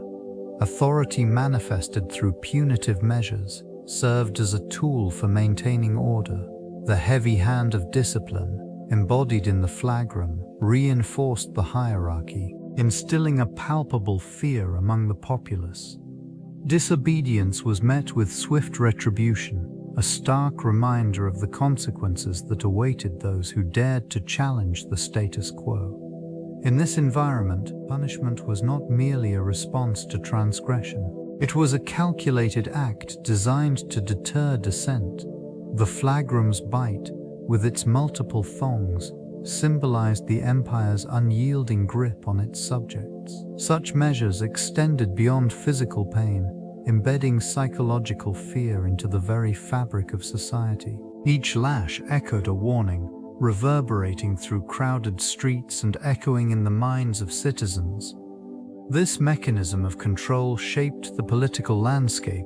As leaders utilized punishment to consolidate their power, laws were crafted with an emphasis on deterrence, ensuring compliance through fear rather than trust. Loyal subjects were rewarded, while dissenters faced dire consequences. The pervasive presence of punishment influenced not only individual behavior, but also the collective consciousness of the empire, crafting a society where obedience became synonymous with survival in the shadow of authority. This societal framework relied heavily on education as a vital mechanism for reinforcing obedience. Institutions dedicated to teaching the virtues of discipline and respect for authority emerged throughout the empire. The curriculum emphasized loyalty, demonstrating that allegiance to the state was paramount. Instruction often included historical accounts of those who defied authority and subsequently faced dire consequences. Such narratives served as cautionary tales, instilling a sense of fear that discouraged rebellion. Teachers, often viewed as the guardians of societal values, played an instrumental role in molding young minds. Their influence extended beyond mere academic instruction. They were responsible for cultivating a deep-seated respect for tradition and the established order. Lessons in rhetoric and philosophy were employed to elevate the importance of civic duty, encouraging students to view themselves as integral parts of the larger state apparatus. Extracurricular activities further reinforced conformity. Public orations, debates, and performances celebrated the empire's achievements while subtly admonishing dissent. This environment fostered a pervasive sense of collective identity, wherein individual thought was often subsumed under the weight of communal expectations. Consequently, education became a powerful ally of authority, shaping not just knowledge, but also moral character. By instilling these values early, the empire ensured that the potential for disobedience was systematically diminished, maintaining the delicate balance between power and control. The Flagrum served as a symbol of authority and a method of punishment within Roman society. This implement, typically comprised of leather thongs or cords, was not merely a tool of physical retribution, but also intertwined with the broader concept of redemption. The act of punishment, while severe, was often viewed as a necessary step towards restoring order and ensuring compliance. It was believed that through suffering, individuals could achieve a form of purification, shedding their disobedient tendencies in favor of renewed loyalty. Within this framework, the flagrum represented more than discipline. It embodied the societal expectation of personal transformation. Those subjected to its bite were given the opportunity to reflect on their actions and emerge as more dutiful citizens. This process of redemption was deeply embedded in the cultural psyche, reinforcing the notion that individuals could regain their standing within the community, provided they demonstrated contrition and adherence to the established norms. The cyclical nature of punishment and redemption maintained social cohesion, allowing the empire to flourish. While the punitive measures were harsh, they were perceived as essential for the greater good. In this regard, the flagrum's role transcended mere discipline, becoming a catalyst for personal and communal restoration within the vast, intricate fabric of Roman life. The transition from republic to empire marked a significant shift in Roman governance and societal structure. This period saw the flagrum becoming emblematic of the changing dynamics of authority. It represented not only punishment but also the consolidation of power. Enhanced centralization required the enforcement of discipline across a rapidly expanding territory. This tool, once utilized primarily for personal correction, evolved to reinforce loyalty and obedience among the populace. In times of civil unrest, the presence of the flagrum symbolized the state's resolve to maintain order. Its use in public spectacles served as a stark reminder of the consequences of dissent. This region, once characterized by civic engagement and political debate, shifted towards a more autocratic rule, where disobedience was met with swift retribution. Within this climate, the flagrum operated as both a deterrent and a method of control. The elite, witnessing the transformation of their influence, began to incorporate this instrument into their own practices. It became a fixture in households, emphasizing the importance of discipline within the family unit. This blending of authority and social norms reinforced the empire's values, where loyalty to the state became paramount. The flagrum, thus, transcended its initial role, emerging as a powerful symbol of the empire's enduring grip on the lives of its citizens. Disobedience within the empire carried significant economic implications. The repercussions of defiance often extended far beyond the individual, affecting entire communities. When a citizen resisted authority, trade routes could experience disruption, leading to shortages of essential goods. This ripple effect often resulted in inflated prices, straining the resources of those who remained compliant. Collective punishment was frequently employed. Families faced financial penalties that could devastate their livelihoods.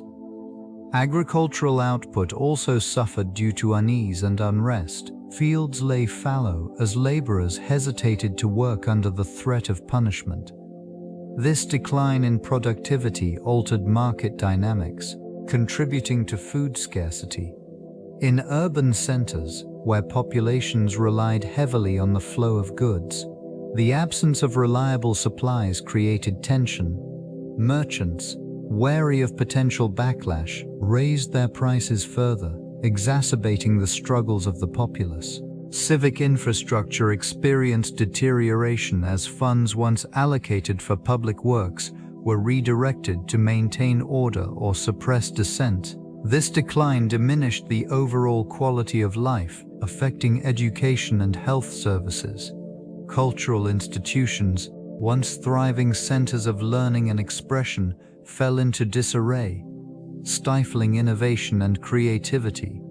Trust in governance eroded, leading to a cycle of disobedience and repression. The economic consequences of disobedience, thus woven tightly into the fabric of society, showcasing the delicate balance between authority and compliance. The flagrum, a whip crafted with multiple thongs, served not only as an instrument of punishment, but also as a profound symbol of authority. Its presence in the Roman penal system reflects a societal inclination towards discipline and control. This object transcended the mere act of inflicting pain. It embodied the moral complexities inherent in governance and subjugation. Within the confines of the Forum, the echoes of its strikes resonated as grim reminders of the consequences that awaited the disobedient. The act of punishment was not solely a deterrent. It also raised questions regarding the ethics of authority. In moments of infliction, observers grappled with the justification of power dynamics, pondering whether the preservation of order warranted such brutality. The flagrum thus became a focal point for philosophical discourse among Roman thinkers. They debated the moral implications of subjugating fellow citizens in the name of societal stability. The scars left by the whip were not only physical, but also symbolic of the broader societal rifts that emerged from a reliance on fear as governance. This scrutiny extended to the very foundations of Roman identity, challenging the intersection of strength and morality. Shifts in Roman practices began to redefine the approach to punishment, introducing more nuanced methods of addressing disobedience. The new perspective recognized that governance based solely on fear could fracture societal bonds, leading to widespread unrest. This region saw the emergence of alternative forms of discipline that emphasized rehabilitation over retribution, marking a significant departure from the punitive traditions of the past. Legislators and philosophers alike began to advocate for a system that integrated concepts of justice and mercy. These reforms manifested in various ways, including the reduction of public spectacles associated with corporal punishment. The emphasis shifted towards private admonitions and restorative practices that sought to mend the fabric of society rather than tear it further apart. In the urban centers, this transformation prompted discussions about the role of individuals within the collective. A growing sentiment emerged that effective governance should cultivate loyalty and compliance through respect and understanding, rather than instilling fear.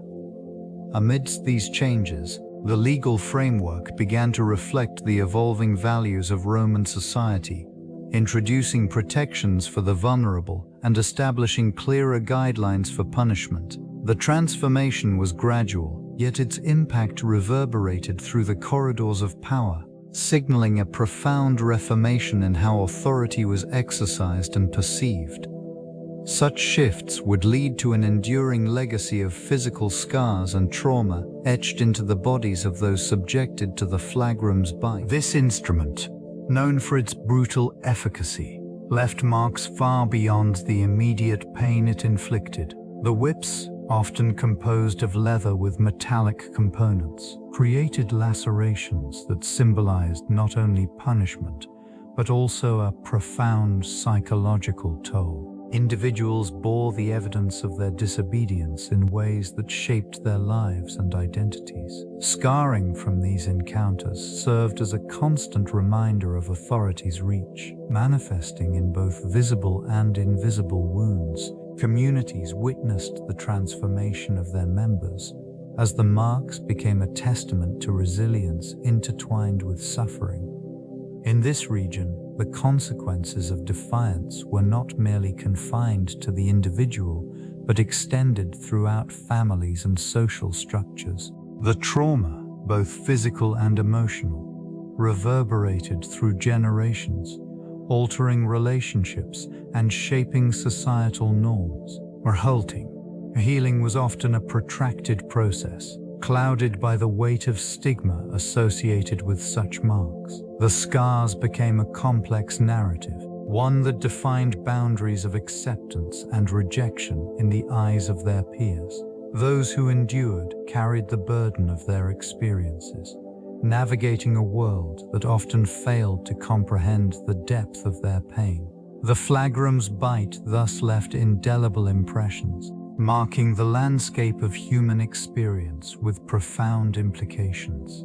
The influence of Greek philosophy permeated Roman thought, shaping not only governance but also punitive measures. Ideas from prominent philosophers found fertile ground within the legal framework, fostering a more reflective approach to justice. This region, imbued with the essence of intellectual exchange, saw the integration of concepts such as moderation and reason. Legal theorists pondered the nature of punishment, contemplating its purpose beyond mere retribution.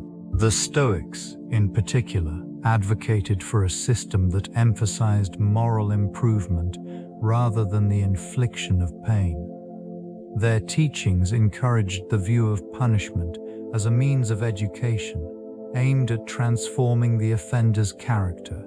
This philosophical undercurrent informed the decisions of magistrates and jurists, instilling a sense of duty to administer justice thoughtfully. They recognized that punitive measures could serve to uphold societal order while also fostering individual reform. In contrast, the punitive approach inherited from earlier traditions often relied on physical coercion and harsh penalties. The juxtaposition of these ideologies led to a complex legal landscape, where the harshness of the Flagrum's bite coexisted with the ideals of mercy and rehabilitation. Such tensions reflected broader societal debates concerning morality, law, and the human condition, revealing the enduring impact of Greek thought on Roman practices. This philosophical dialogue continued to resonate, shaping future concepts of justice for centuries to come. The flagrum served as a tool of discipline within the Roman military, its design reflecting the harsh realities of control and punishment. Comprised of multiple thongs, often embedded with metal or bone, it was a stark representation of authority. The use of this implement in the ranks exemplified the severity with which discipline was enforced. Soldiers faced the constant reminder of the consequences of disobedience, which created a climate of fear and compliance. In the context of warfare, maintaining order was paramount. An unruly legion could falter during critical moments, jeopardizing not only their mission but also the safety of the empire. The presence of the flagrum reinforced a hierarchy, ensuring that commands were followed without question. This method of instilling discipline extended beyond mere punishment. It served as a psychological tool, embedding the idea that failure to adhere to protocols could lead to dire repercussions. These practices were not without their criticisms, as the brutality associated with such discipline drew debates on morality and ethics. Nonetheless, it remained a vital component of military strategy. The effectiveness of this method was evident in the Roman legion's unparalleled ability to maintain cohesion and execute complex maneuvers, attributes that contributed to their dominance across vast territories. Through the flagrum, the Roman military not only enforced obedience, but also shaped the very structure of their society. The enforcement of obedience through the flagrum significantly impacted military discipline, directly correlating with the expansion of Roman territory. Troops, operating under a rigid framework of fear and control, were propelled into various campaigns across diverse landscapes.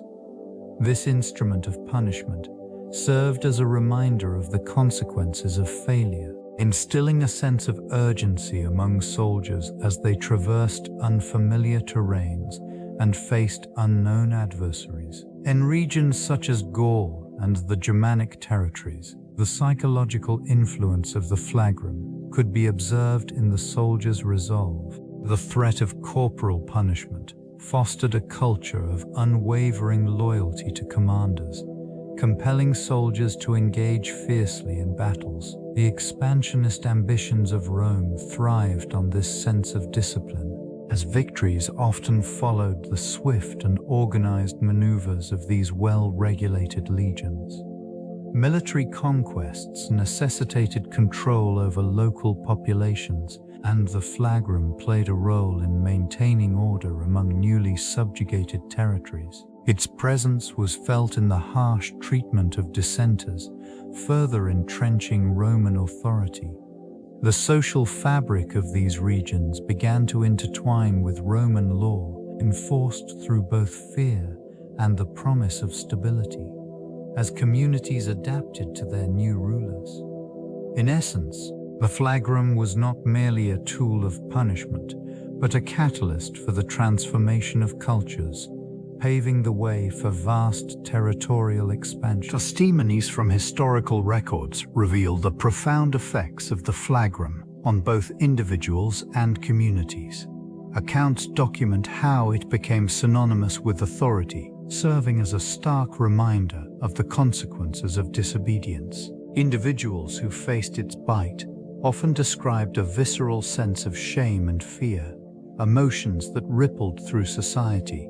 The mere presence of this instrument could dissuade dissent before it arose. In various provinces, the Flagrum was regularly employed in public spectacles, reinforcing the power dynamics between the Roman governors and local populations. Observations note that the rituals surrounding punishment were not solely punitive, they were instructive, designed to educate the masses about compliance and the cost of rebellion. The act of corporal punishment often drew crowds, creating an atmosphere charged with trepidation and morbid curiosity. Historians have meticulously catalogued instances where the Flagrum marked a turning point in local governance. Communities that experienced its application frequently shifted their allegiances, recognizing the futility of resistance against such an omnipresent authority. The documentation of these transformative moments highlights not only the physical repercussions of the Flagrumer's bite, but also its psychological imprint, shaping social norms and expectations in the shadow of Roman law. The legacy of this tool extends beyond mere punishment, intertwining with the very essence of cultural assimilation and adaptation. The complex relationship between class and punishment reveals the pervasive reach of the Flagrum in Roman society. The severity of its application varied significantly based on one's social standing. Citizens of higher status often escaped the harshness of this tool, while those of lower rank faced its biting edges with alarming frequency. This disparity not only reinforced existing hierarchies, but also perpetuated a culture of fear among the subjugated classes. Enslaved individuals, for instance, encountered the Flagrum as a constant threat, a reminder of their lack of autonomy and the harsh realities of servitude. These encounters served to maintain order through intimidation, ensuring compliance within the ranks of laborers. The psychological effect was profound, cultivating a sense of hopelessness that stifled rebellion and dissent. Somso, Nitsimos Tor, in contrast, the elite navigated the legal framework with relative ease, often employing their resources to avoid the punitive measures that afflicted others. This duality in punishment created a chasm, echoing the broader social divides within the empire. The Flagrum, as an instrument of control, thus became a symbol not only of the state's power, but also of the deeply entrenched inequalities that characterized Roman life. The intersection of class and punishment, exemplified by the Flagrum's reach, remains a potent reminder of the mechanisms that shape societal structures. The aftermath of major Roman conflicts saw the Flagrum employed with renewed vigor, serving as a reminder of authority in a landscape marked by upheaval. As legions returned from campaigns, the need to maintain order became increasingly paramount. Disobedience, whether from soldiers or civilians, was met with swift retribution. underscoring the perpetual tension between power and subjugation.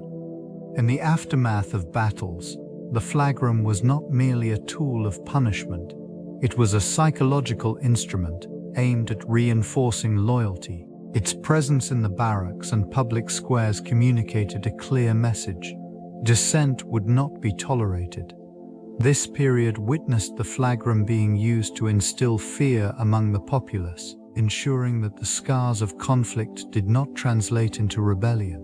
Amidst the ruins of towns laid waste by war, the flagrum served as an emblem of the state's determination to re-establish control. The association between military service and compliance meant that even veterans were not exempt from this harsh discipline.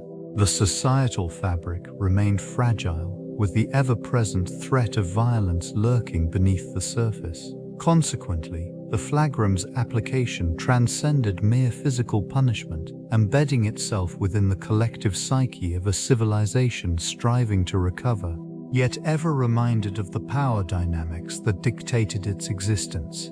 The pervasive influence of this implement revealed a society deeply intertwined with ideals of discipline and obedience. It served as a reminder of the strict hierarchy that governed interactions among citizens, reinforcing the notion that compliance was paramount. The flagrum symbolized not just punishment, but also the moral imperative to uphold societal standards. In this context, the use of the flagrum reflected the broader Roman values of strength and endurance. This approach to discipline fostered an environment where the line between authority and subservience was sharply defined. By instilling fear of retribution, it ensured that individuals adhered to the expectations set forth by their superiors, contributing to an overarching sense of order within the empire. Consequently, the flagrum became an instrument of social cohesion, uniting individuals under the common understanding that disobedience carried significant repercussions. It shaped the norms that governed daily life, dictating acceptable behavior and reinforcing the consequences of deviating from established paths. The presence of this tool in various settings, from the military to domestic life, underscored its role in solidifying the values that defined Roman identity. The legacy of the flagrum extends beyond the immediate context of its use. Its influence permeated various aspects of Roman society, evolving as the empire expanded and adapted. Symbolic interpretations of the tool shifted, reflecting changing societal norms and legal frameworks. In earlier periods, it represented a direct connection to authority, embodying the punitive measures deemed necessary for maintaining order. Over time, these interpretations began to incorporate elements of moral and ethical considerations, suggesting a more complex relationship between punishment and societal welfare. In the subsequent centuries, the flagrum's role transformed, particularly with the rise of Christianity and the subsequent decline of traditional Roman values. This transition prompted debates around justice, mercy, and discipline. The flagrum was no longer merely an instrument of punishment. It became entwined with discussions of moral guidance. Such shifts indicated a broader re-evaluation of authority and compliance within the community. Archaeological evidence reveals changes in design and material, suggesting adaptations to evolving perceptions of its use. These alterations highlight the ongoing negotiation between adherence to established societal norms and emerging philosophical ideals. The flagrum, in all its forms, mirrors the complexities of Roman identity itself, embodying the tensions between power, control, and the underlying humanity that persisted through centuries of transformation. The enduring impact of Rome's punitive measures resonates through the ages, shaping contemporary legal and societal frameworks. Examination reveals that the principles of justice and retribution established during that era continue to inform modern systems of governance. This region, once dominated by Roman authority, now reflects a mosaic of legal practices rooted in the past. These punitive measures laid the groundwork for notions of discipline and order, influencing how societies perceive authority and dissent. The codification of laws, derived from Roman practices, emphasizes a structured approach to governance, where consequences for disobedience are clearly delineated. Such structures contribute to a collective understanding of societal norms and the ramifications of deviating from them. Cultural perceptions of punishment have similarly evolved, maintaining echoes of Roman methodologies. This legacy manifests in various forms, from judicial systems to educational practices, where compliance and discipline remain paramount. The historical narrative of punishment, particularly those involving the Flagrum, serves as a lens through which modern societies grapple with concepts of justice, morality, and retribution. Recognition of this lineage fosters a critical examination of the ethical implications surrounding punishment today. Insights drawn from Rome's past prompt ongoing debates regarding the balance between authority and individual rights, a discourse that remains vital in the ever-changing landscape of contemporary society.